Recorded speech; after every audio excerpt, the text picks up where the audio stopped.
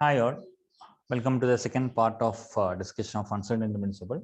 So today we are going to discuss how to derive general uncertainty relation, which is delta A delta P greater than or equal to 1 by 2i, the expectation value of commutator AB. So the starting point of this derivation is the definition of the uncertainty. The uncertainty of operator A is defined as square root of the expectation of square of operator minus the square of the expectation of operator. Okay, so therefore delta A square, the square of the uncertainty, simply the expectation A square minus expectation A square. Now this can also be written as the expectation of A minus the expectation of A all square. Now how to write the expectation value? This expectation is generally write as inner product psi A minus average A square means you have to take 2 times psi. Now this can be written as get psi 1,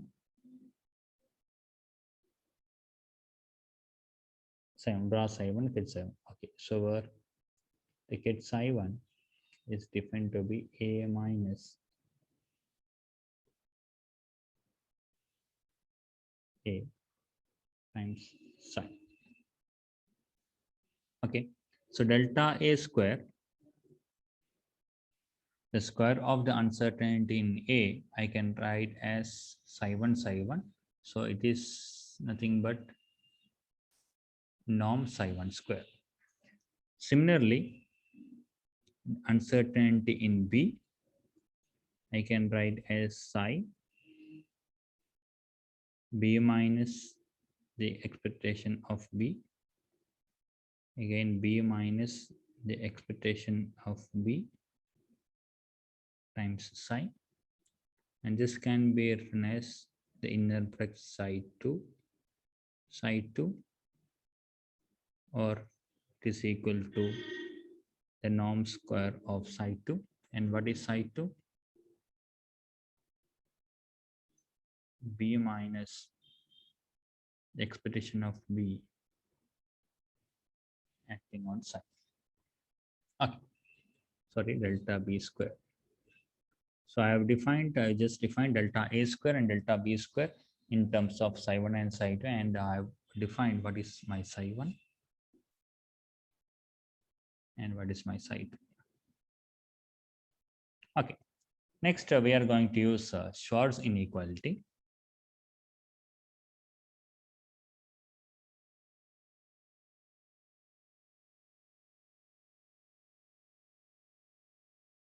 The Schwarz inequality says the inner product psi 1 psi 2 would be always less than or equal to the norm psi 1 norm psi 2. So it's a very simple thing. It is like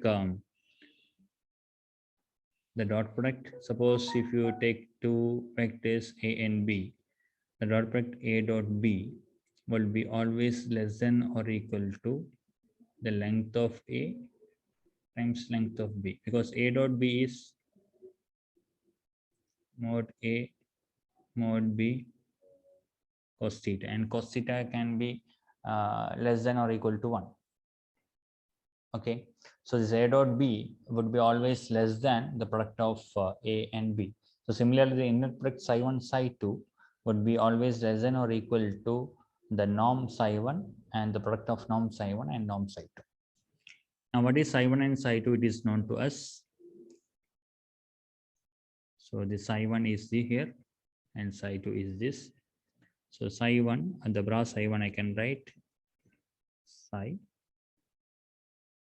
A minus A, and psi 2 is B minus B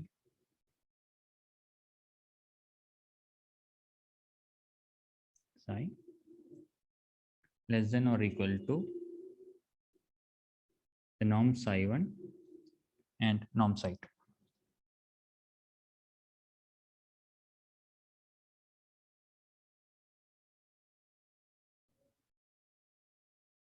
The norm psi1 I can write as delta A, and norm psi2 I can write as delta B.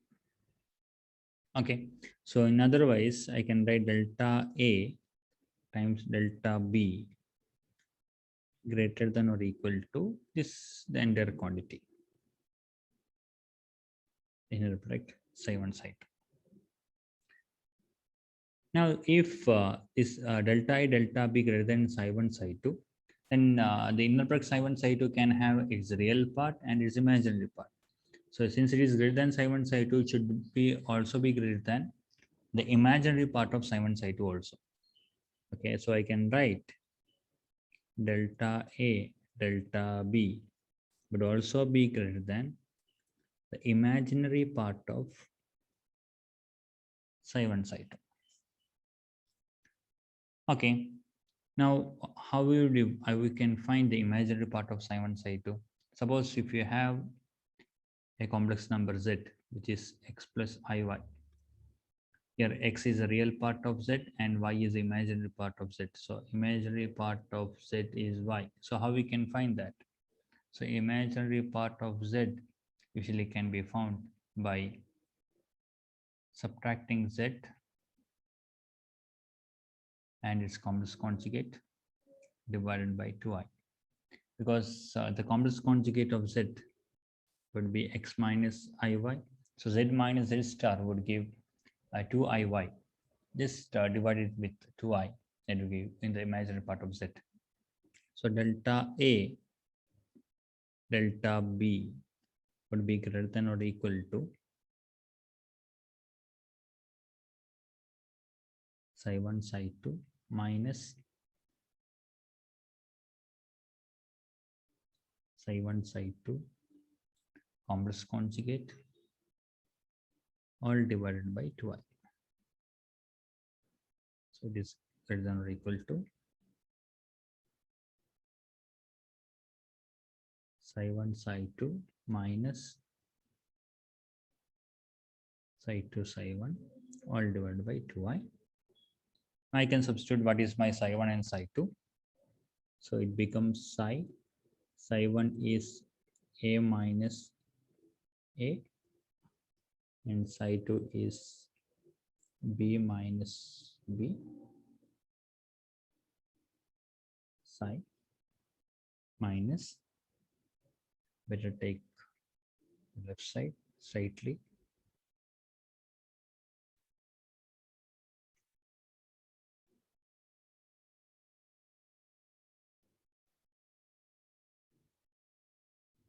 minus psi b minus b times a minus a psi all divided by 2i. So it is greater than or equal to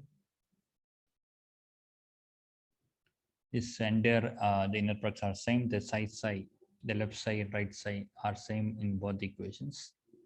So this can be written as a minus a, b minus b minus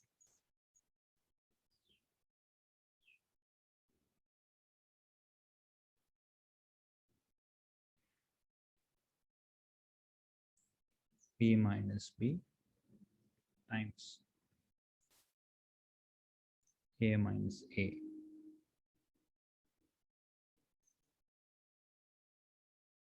psi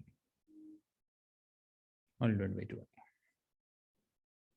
So it is greater than or equal to psi. What will you get? We'll get an AB here, a minus b, this one. So we'll get 4 terms, AB minus a, the expression of b, minus the expression of a times b, minus the expression of a b. So this become plus.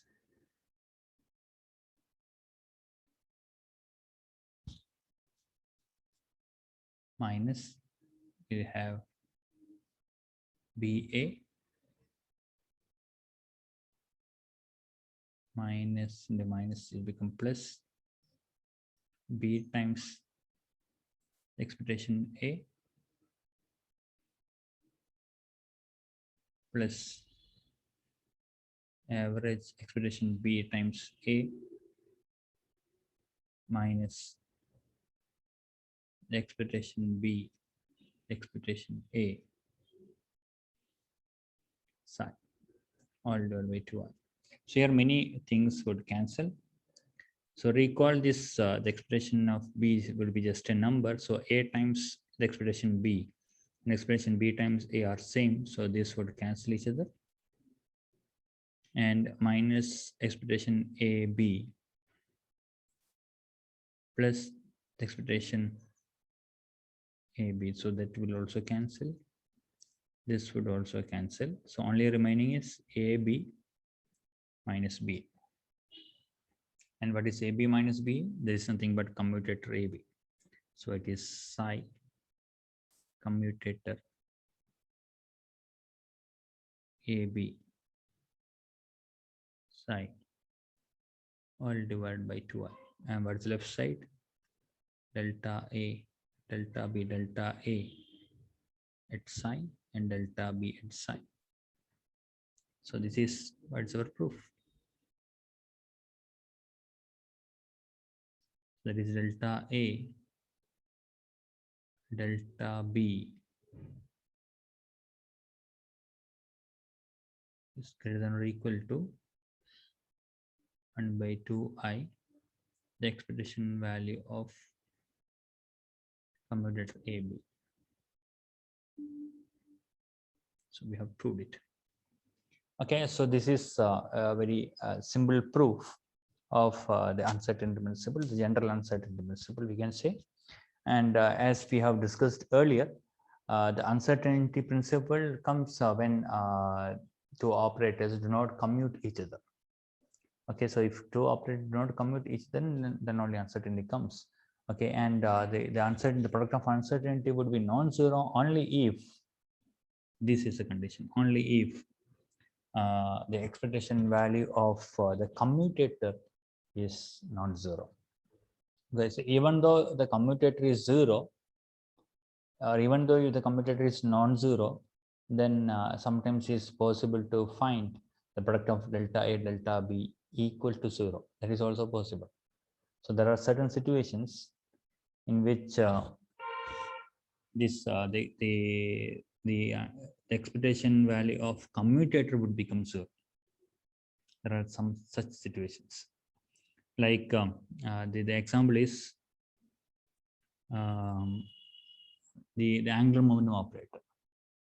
Okay, so if you look at the angular momentum operator Lx Ly, the commutator Lx Ly is IH cross Lz. Okay, now the Lz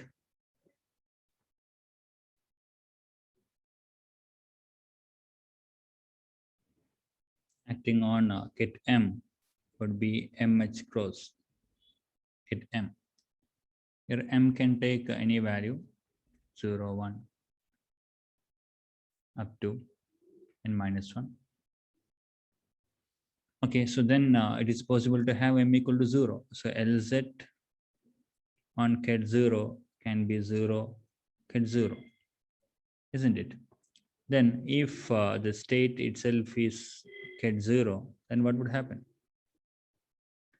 Delta Lx, delta Ly greater than or equal to 1 by 2i, the expectation value of Lx Ly at 0.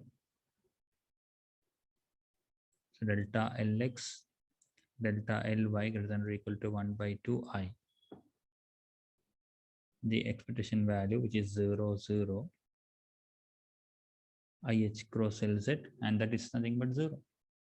And what will you get? Delta Lx, delta Ly greater than or equal to 0. That is also possible. So even though this Lx Ly do not commute, in certain states the uncertainty in delta x delta Ly greater than or equal to 0. And the main reason is this m equal to 0 is a spherically symmetric state.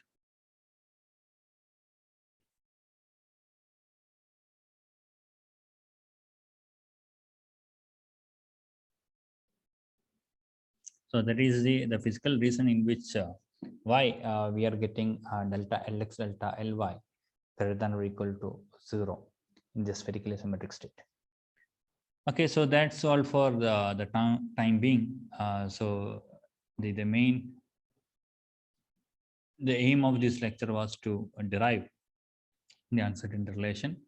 Now, I have already told that the uncertainty relation comes only if the operator not commutes, and that is not sufficient. So if operator not commute, and if its expectation value of the commutator of the operator is non-zero, so then only we'll get the product of uncertainty greater than or equal to some non-zero value. So otherwise, some cases, what would happen that the expectation value of commutator may become 0. So there are such situations as well. Okay, so that's it for the time being, and we can stop with our the uncertainty principle discussion here. Okay, so we'll see with the new topic in the next class. Okay, bye.